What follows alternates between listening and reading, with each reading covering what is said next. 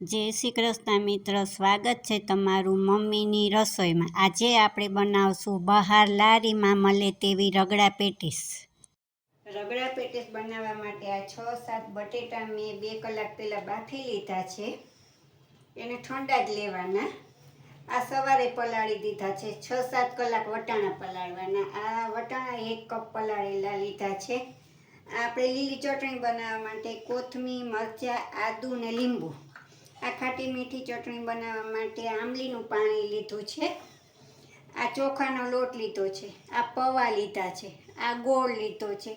ગરમ મસાલો, હળદર, આ મરચું 1 સુધારેલું લીધું છે। કોથમીર લીધી છે। આદુ ખમણીને લીધું છે।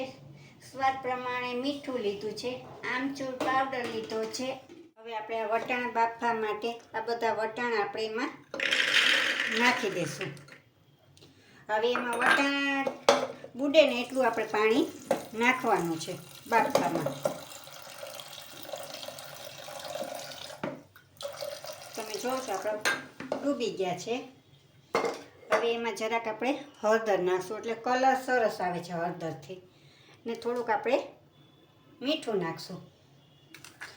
હવે આપણે ઢાંકણ બંધ કરી ને 4-5 વિસલ વગાડી લેશું। હવે આપણે આ નાની કાથરોટ લીધી છે એમાં બધા બટેટા નાખશું। આપણે 2 બટેટા કે 1 બટેટું રહેવા દેશું, આપણે ઓલામાં નાખશું। આ 2 રહેવા દીધા છે આપણે। હવે એને આપણે ખમણ હોય તો ખમણો, બાકી આનાથી આપણે ક્રશ કરી લઈશું।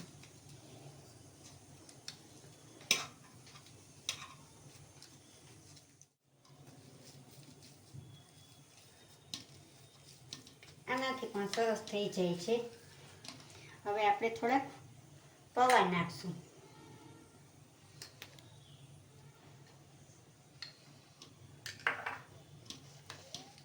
આની પૌવાની જગ્યાએ તમે બ્રેડ લઈ શકો છો। મિક્સરમાં બ્રેડ 2-3 પીસીને તમે લઈ શકો છો, પણ મેં અહીં પૌવા લીધા છે ને પલાળવાના નથી। 2-3 પાણી એ ધોઈ ને આપણે હવે આપણે બધા મસાલા નાખીને હાથથી ક્રશ કરશું। આ આદુ ખમણેલું અડધું આપણે વઘારમાં નાખશું, અડધું આમાં નાખ્યું। આપણે અડધા મરચાં આમાં નાખીએ, હળદર નાખશું,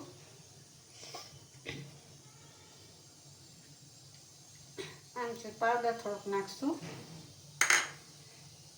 થોડોક ગરમ મસાલો ને સ્વાદ પ્રમાણે મીઠું। હવે એને આપણે ત્યાં થોડી ધાણા ભાજી, હવે એને આપણે હાથથી કરી લઈશું।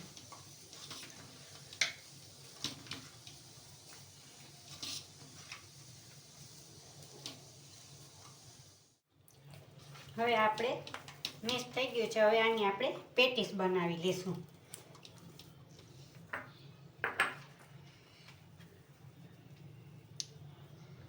આવી રીતના બહુ નાની નહીં ને બહુ મોટી નહીં, મીડિયમ સાઈઝની આપણે આમ કરી લાડુઓ પહેલાં વાળીને પછી આપણે આવી રીતના પેટીસ બનાવી લઈશું। તમારે મોટી કરવી હોય તોય કરી શકો, મેં મીડિયમ કરી છે। હવે એને આપણે આ પ્લેટમાં રાખી દઈશું।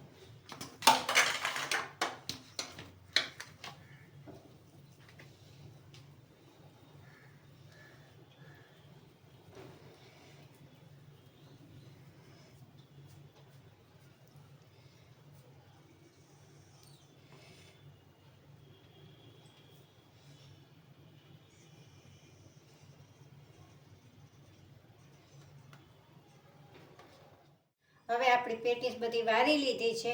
હવે આપણે 2 ચટણી બનાવી લઈશું।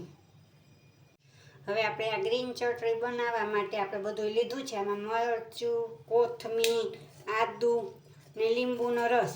હવે એને આપણે પીસી નાખશું। મીઠું ને નાખી દીધું છે બધું।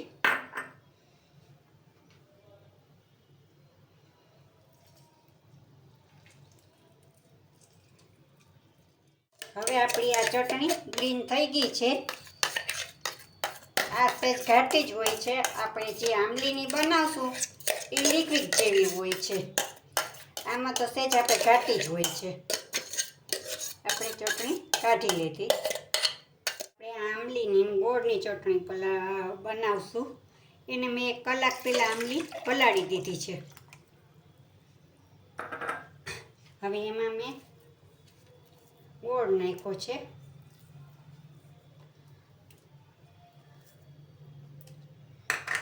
હવે આ થોડો મરચુંનો ભૂકો નાખશું.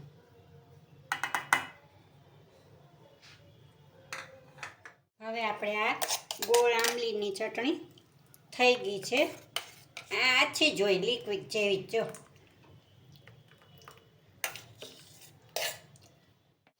હવે આપણે જોઈ લઈએ. આપણા વટાણા મૂક્યા હતા, જો સરસ બફાઈ ગયા છે. એને જરાક આમ આપણે ચમચો ફેરવી લેશું.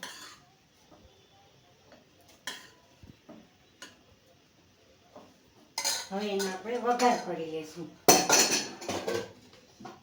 એક કઢાઈ લેશું. હવે ગેસ ચાલુ કરશું. આપણે એમાં 1 પાવડા જેટલું આપણે તેલ નાખશું.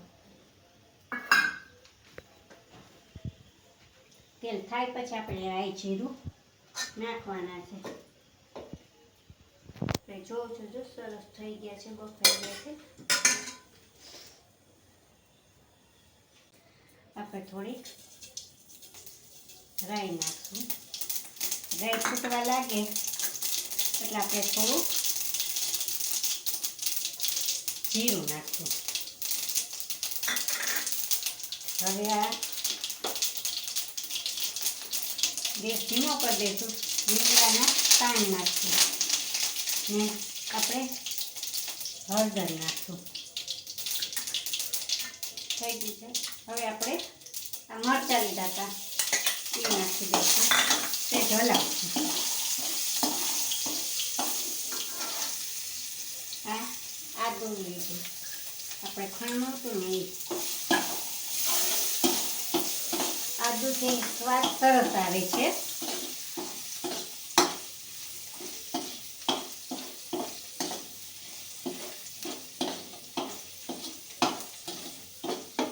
હવે આપણે જરાક આ હળદર નાખશું. આપણે થોડીક જ નાખશું, બાફામાં નાખી હતી આપણે.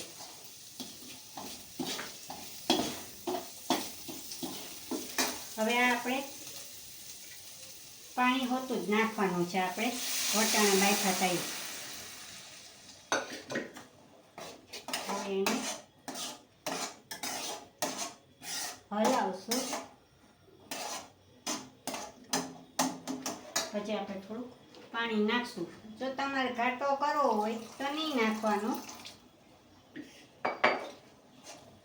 મેં મીડિયમ કર્યું છે. આપણે આ સહેજ આવી રીતના દબાવતા જશું. એટલે હવે ગેસ સહેજ ફાસ્ટ કરશું. આ થોડુંક આપણે છે ને આમચૂર પાવડર નાખશું. સ્વાદ પ્રમાણે મીઠું નાખશું. આપણે મીઠું બાફામાં નાખ્યું હતું. હવે એને આપણે હલાવશું. જો તમારે ગોળ નાખવો હોય, આમચૂર પાવડર નાખ્યો છે તો એ તમે નાખી શકો છો. હવે આને આપણે 5 મિનિટ ઉકળવા દઈશું. બટેકું આપણે ઓલામાંથી બાફેલું રાખ્યું હતું એ જ આપણે આવી રીતના હાથેથી નાખી દઈશું. એટલે સહેજ ઘાટો થઈ જાય.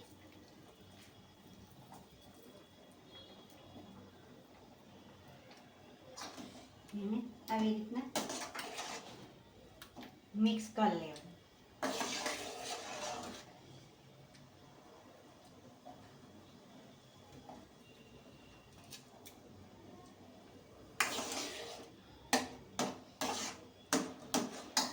થોડીક આપણે ધાણા ભાજી રાખી નાખશું.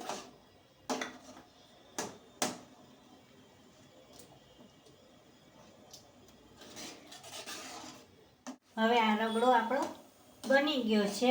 જોવો છો તમે, જો આછો તમારે કરવો હોય તો પાણી રાખવાનું વધારે, ને ઘાટો કરવો હોય તો થોડુંક એક બટેટું વધારે નાખી દેવાનું.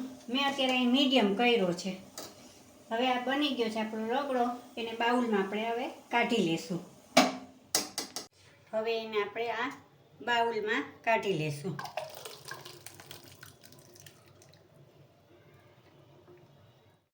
હવે આપણે આ કઢાઈ લીધી છે, એમાં તેલ નાખ્યું છે. હવે આપણે આ તેલને થાવા દઈશું જરાક. હવે તેલ થઈ ગયું છે.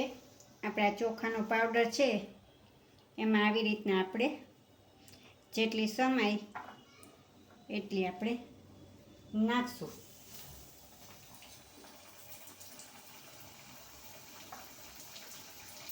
તમારે એમને કરવું હોય તો તમે શું કરે છો, પણ આનો કલર સરસ આવે છે.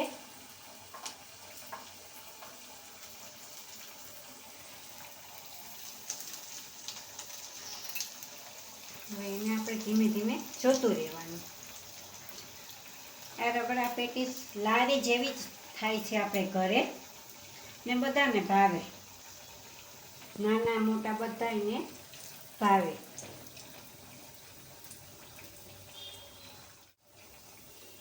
બ્રાઉન કલર થાય એટલે આપણે કાઢી લેવાની છે. એમ ગેસ બહુ ફાસ્ટ નહીં, બહુ ધીમો નહીં, એ રીતે રાખ્યો છે.